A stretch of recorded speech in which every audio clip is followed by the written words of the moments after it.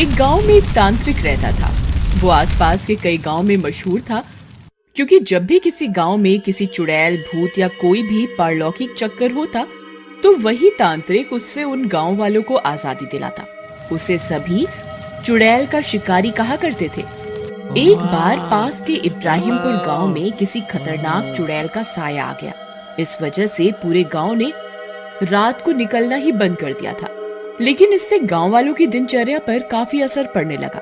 वे सभी उस चुड़ैल की वजह से बेहद परेशान हो गए। कभी उनके जानवर भाग जाते, तो कभी बारिश होने के कारण उनके कपड़े भीग जाते। वे उस चुड़ैल के डर से घर से बाहर न निकलते। जब पानी उनके सिर के ऊपर से निकल गया, तब गांव के प्रधान को किसी ने रहीम के बारे में बताया।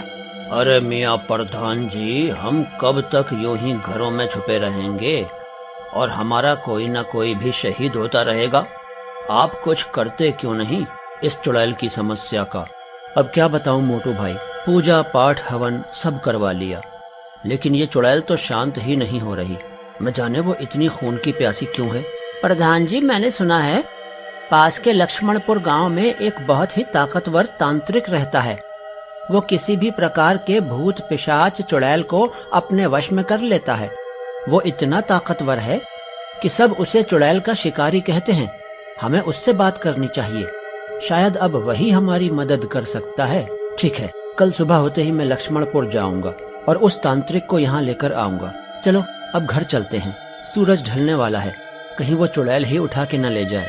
फिर वे अपने घर की ओर निकल जाते हैं और घर जाकर सो जाते हैं। रात होने पर वह चुड़ैल गांव के ऊपर फिर उड़ती हुई आती है।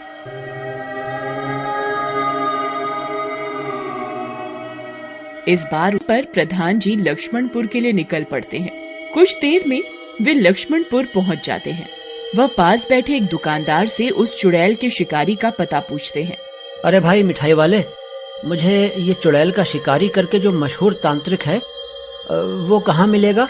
अच्छा, वो आपको कब्रिस्तान में बनी कुटिया में मिलेगा।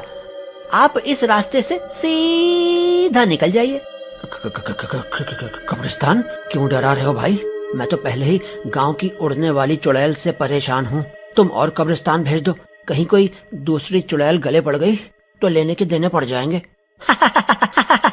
अरे डरिए नहीं, ये लक्ष्मणपुर है। यहाँ रहीम तांत्रिक से सारी चुड़ैलें डरती हैं, इसलिए किसी चुड़ैल की हिम्मत नहीं कि यहाँ आ जाए। तुम बेफिक्र होकर जाओ। ठीक है भाई, तुम कहते हो तो। फिर प्रधान जी कब्रिस्तान की ओर निकल पड़ते हैं। कुछ देर चलने के बाद उन्हें कब्रिस्तान दिखता है। वह कब्रिस्तान के और नजदीक जाते हैं तो